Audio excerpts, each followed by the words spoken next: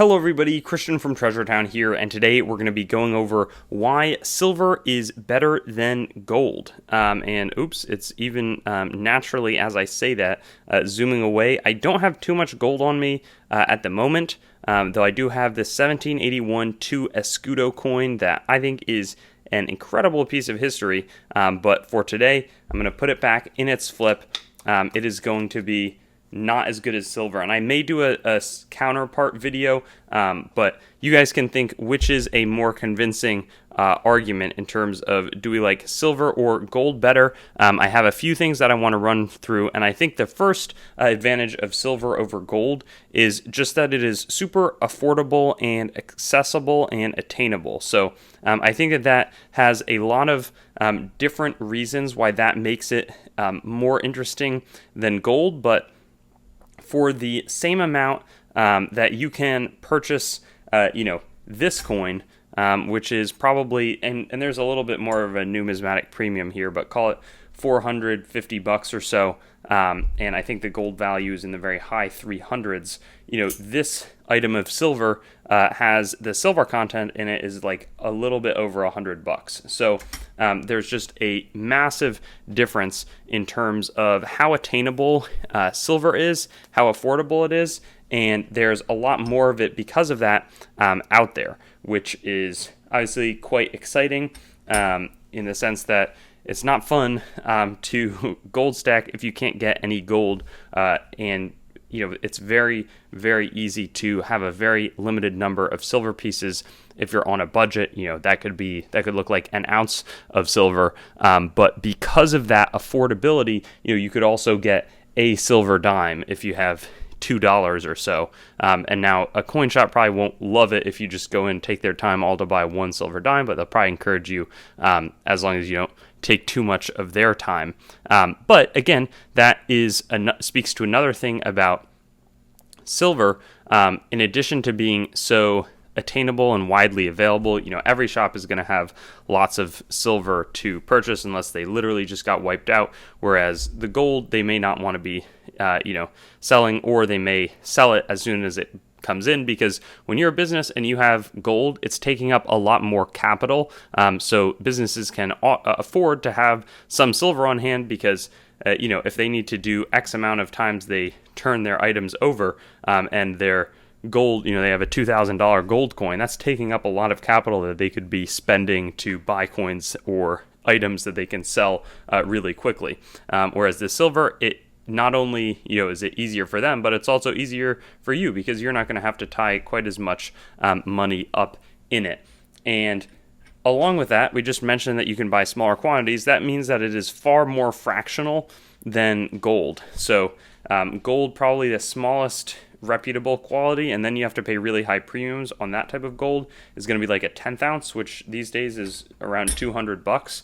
That's a lot. A lot of people want to dip their toes in, maybe buy 20 or 50 or $100 and actually have something to show for it, or add slowly over time. Not everybody can spend $200, and really I think for gold it's best to go with like a half or even a full ounce. $1,000, $2,000, that's quite a lot of money to have to go and spend.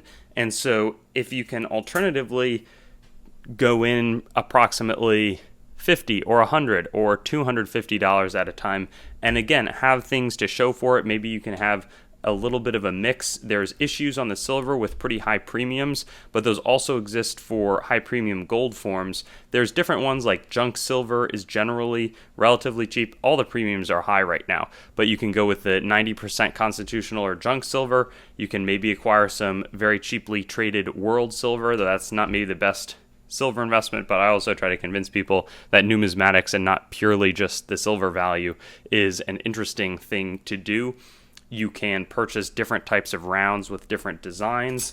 And another sort of nice thing about that is there's lots of different types of like art silver. And so as long as you don't pay up for it when you get it, there's a tiny chance, and I don't invest or buy silver with this goal, but because there's interesting art silver, some of those can sort of bump up in premium over time in a way that people really aren't doing because of the high value.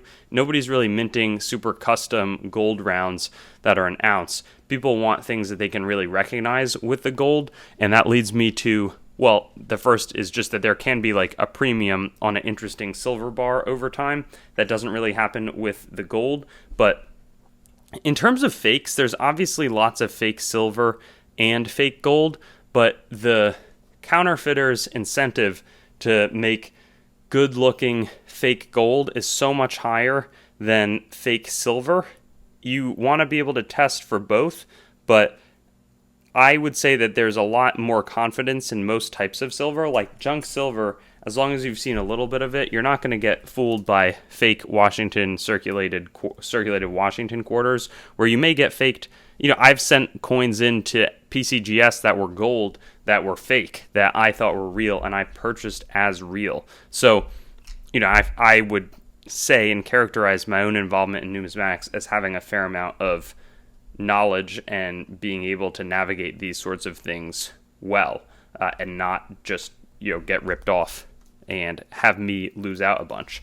So there's those premiums, but also the fake thing on gold. Everybody just wants American or the South African or just a very well-known things. You don't want this is a fun 999 fine silver 5 troy ounces around with the year of the snake, but nobody really wants to buy something like that that's gold. They're not going to take the time to strike it with some funny patterns and designs.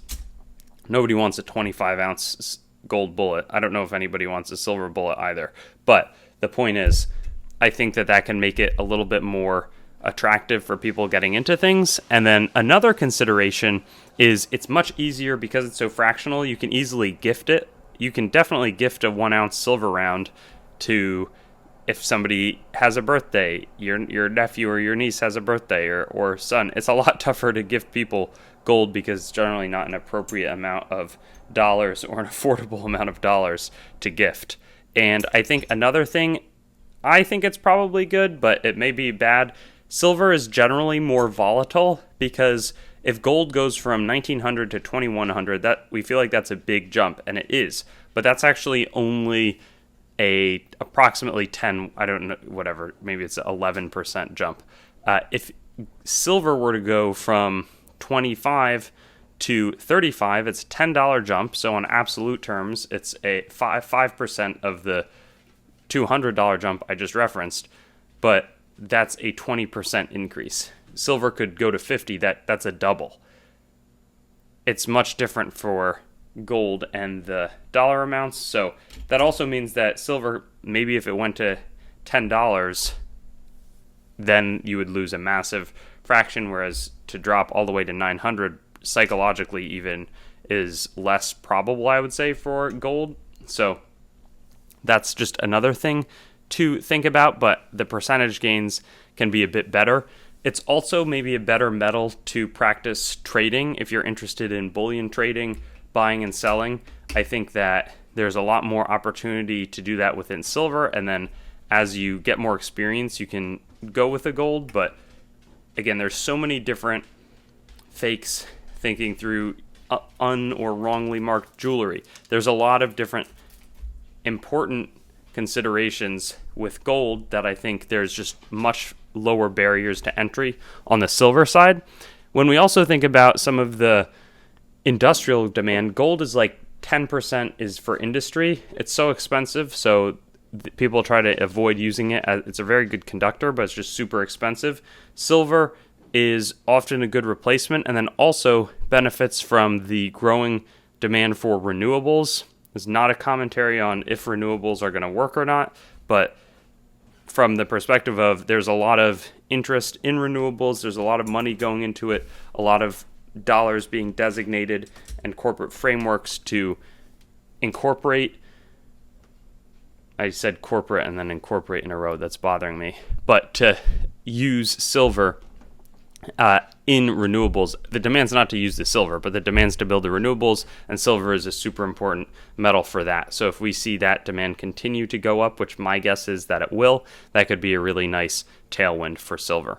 So that concludes this video. Hope that it was interesting and brought some good reasons for why silver is the play over gold. There is a few reasons that I probably own a pretty even split of both, maybe a touch more gold these days, but there are some reasons that gold could be better than silver, so look out. In a few weeks, I'll be making the counterpoint, the other video, though I won't have much of an impressive. It may be a very similar assortment, but I don't have any gold near me, so outside of this coin.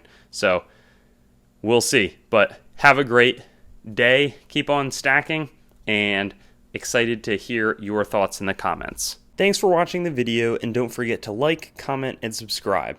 Also, be sure to visit our website, treasuretown.com, to stay up to date on everything going on the channel and possibly get some great deals on coins and collectibles. We look forward to seeing you on our future videos, and best wishes until then.